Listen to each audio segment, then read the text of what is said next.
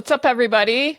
Welcome to the State by State Investing Podcast, your ultimate guide to real estate investing across the US and Puerto Rico.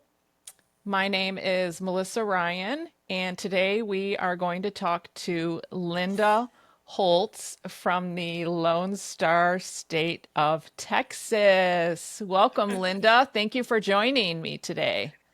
Well, thank you for having me. I'm excited to represent the great big state of Texas today, I guess. Yeah, that's some big shoes to fill, right? I know, right? So let's start out by hearing how you got started in real estate investing. Yes. Really, what happened to me was I got into property management a long time ago.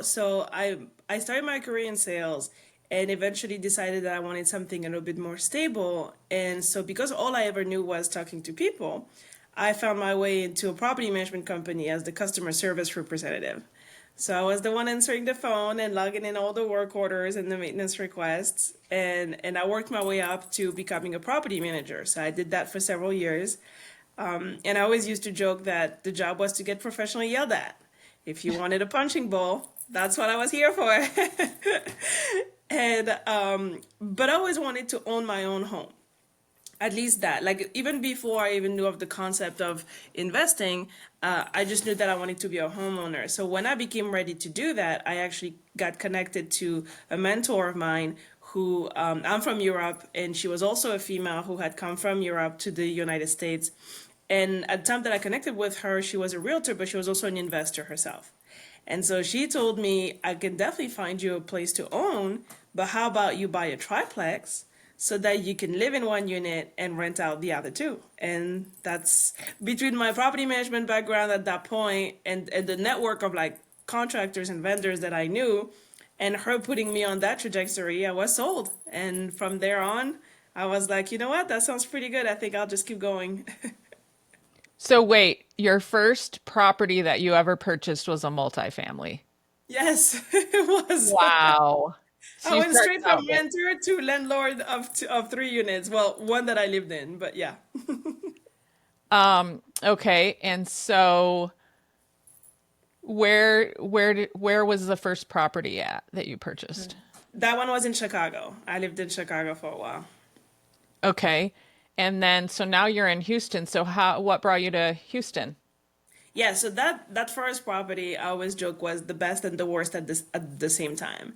And one of the one of the worst side of it was that, and of course nobody could have known, but I bought it January 2020. So as we know, March 2020, the world pretty much ended.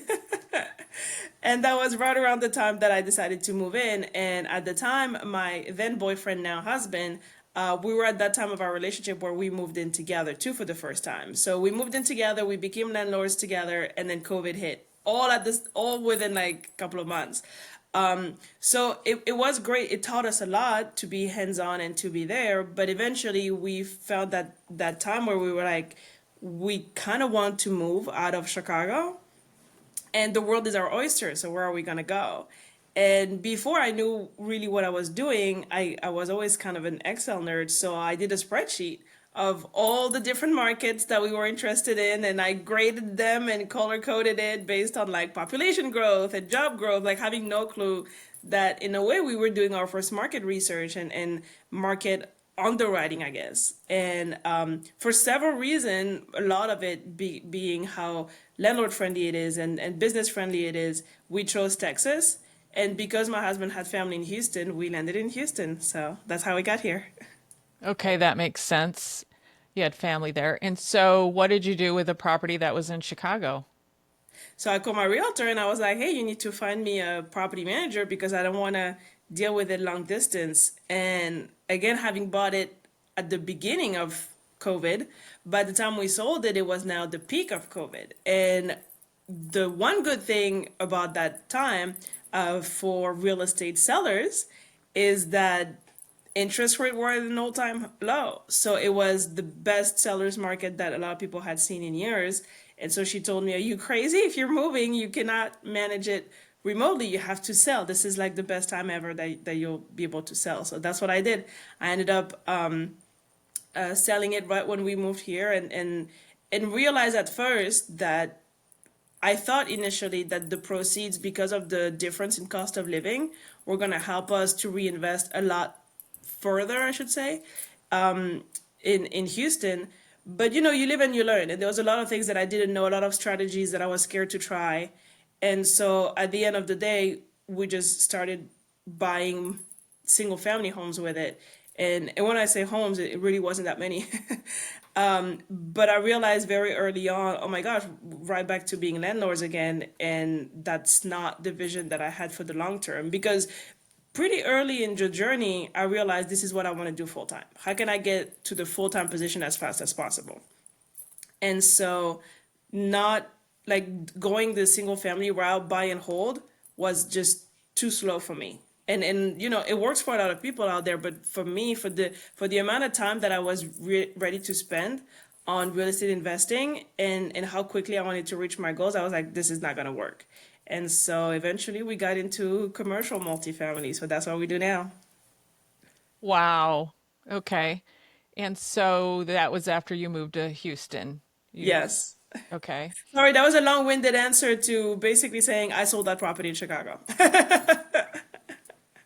And so let's talk about the Houston market and the Texas market in general. So are you primarily investing in Houston or other places in Texas?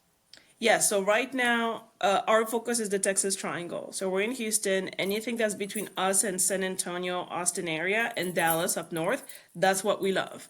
It's booming right now. There's a lot of people moving to Dallas, especially in the multifamily space. There's a lot of bigger players who, if they are looking at that Texas, they love Dallas. And then Houston for us is a close second because we're here, and then we're also really like the San Antonio market. But yeah, Houston has been booming at the moment. Not Houston, sorry, the Texas in general. So because of that, for us, we're not limiting ourselves to the triangle. We just prefer to be there. But one of our current project is completely out west in Texas, for example. So that's perfect segue into let's hear about your latest project. I remember seeing something on your social media that looked pretty big. Let's talk about that, what you're working on. Yeah, for sure. So right now we're acquiring our biggest property to date. At the moment, we have 193 units. With my husband, and so it's 193 plus a retail center, but the retail center is new development, so I don't really know how to count that. And especially because between the fact that it's a totally different type of asset and it's not even built yet. But that latest property that we're buying is 204, so single-handedly it's gonna be bigger than everything we've had so far. But yeah, it's gonna be in Lubbock, Texas. So if you're a Texan, it's right by Texas Tech University, which is big down here. Most people in our area know where it is, but we have found, being in the middle of this acquisition, that if you're not in Texas, people are kind of like, what is Lubbock exactly? We're like, I think the question that I found the funniest is, where is the nearest airport? And I'm like, the Lubbock Airport. Like it's big enough to have its own airport. But yeah, so it's gonna be 204 units. We're very excited about it because it was just built. It was finished building. It's a vintage 2022. So today is July 2025, so everything is still pretty brand new.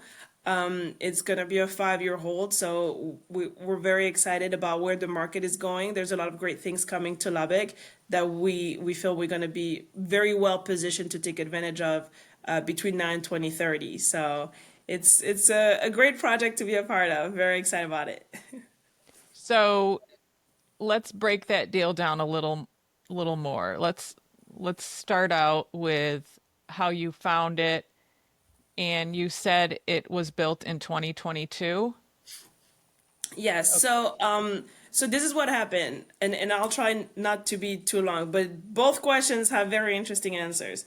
So I'll start with the deal itself. So basically, we're buying it from this gentleman who is a medical professional. at the top of his game in that, and but also a very successful businessman. And he started building it. It's funny because in a roundabout way we have a similar story, that he started building this property at the beginning of 2020. And so just like we did with our triplex, he ran into COVID, and because of that he ended up having to build in phases. So it's a vintage 2022 officially, but really it was built in phases between 2020 and 2023. And I believe the first renters arrived very early 2024, if I'm correct. But if like, I'll check on that. And then how did I find the deal? So it's a great owners club story. I'm working on another project that's an RV park in North Carolina, and in the meantime of working on that one, I joined Owners Club, Place Morbius Community, and that's how we connected. That's why I'm here today. And so, as part of Owners Club, I decided to submit my application to go present that RV opportunity.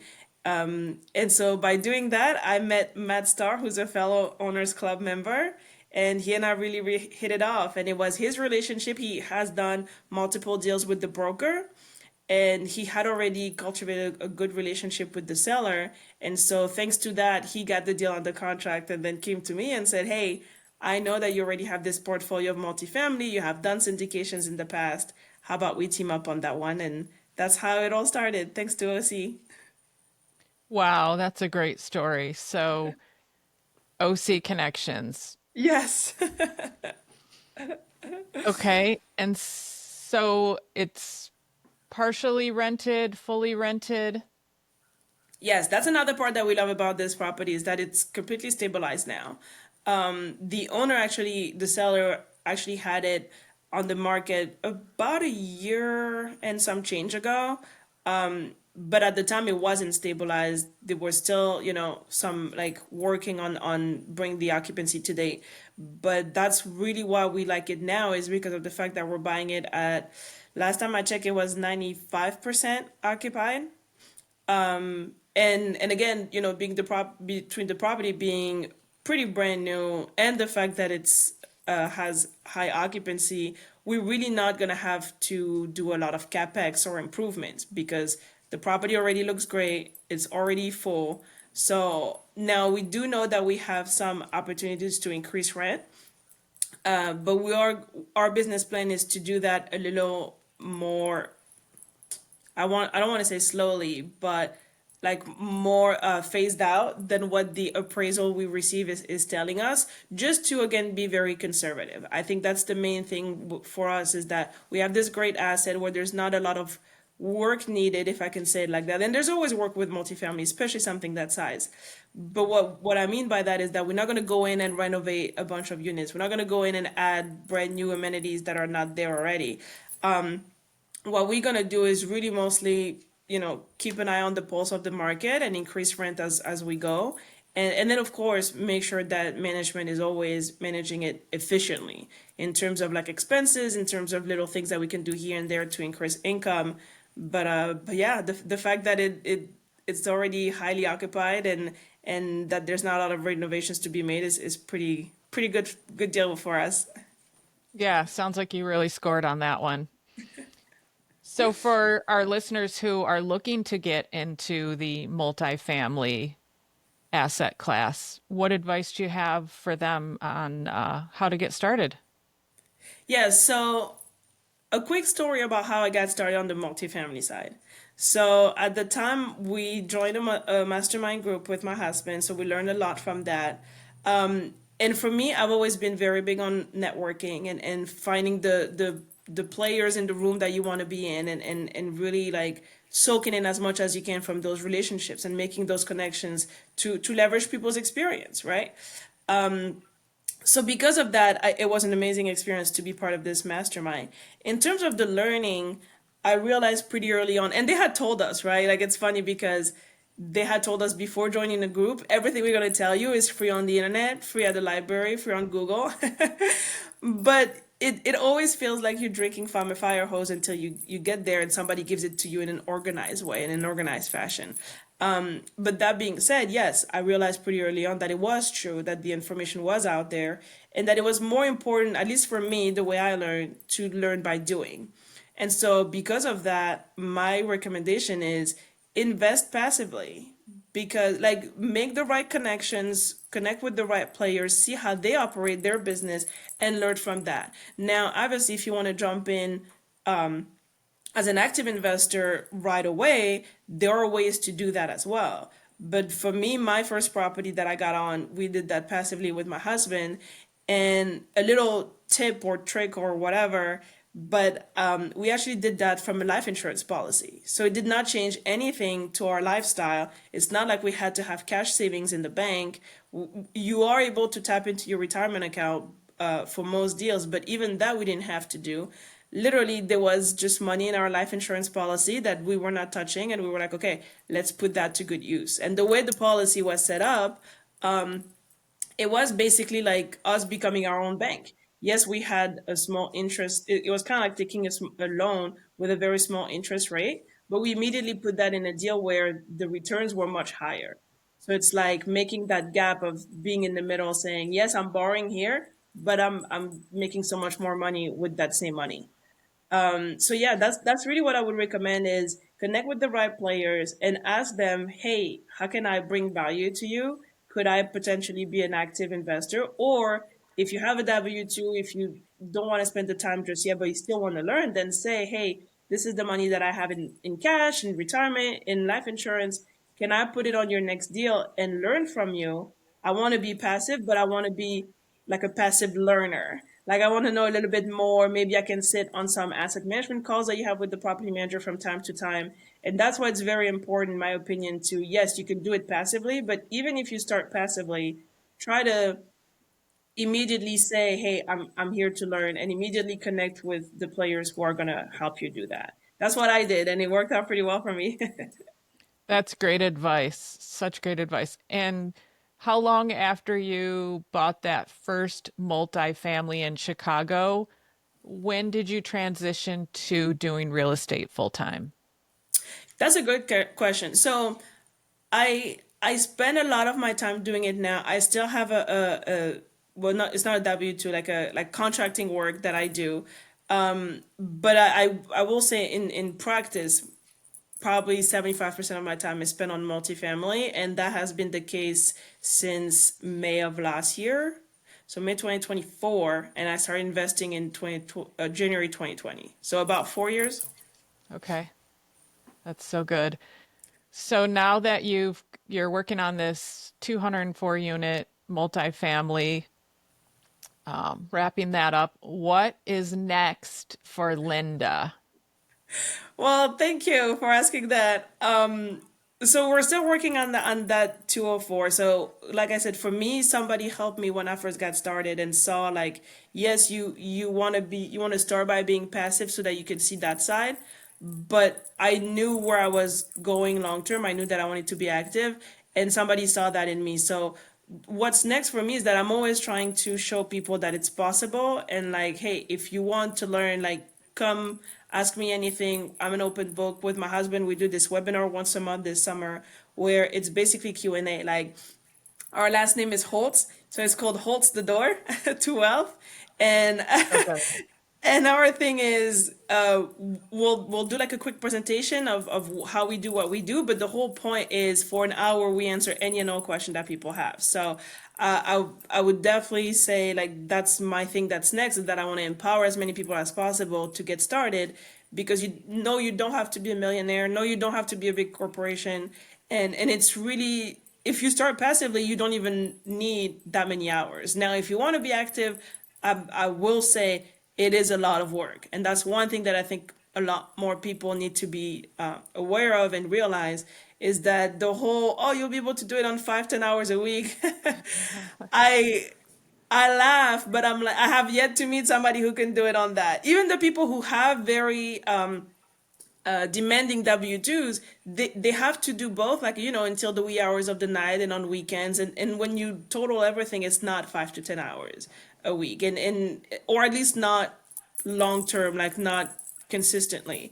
And so that will be my first thing, is that I'm working on telling people, hey, this is the truth.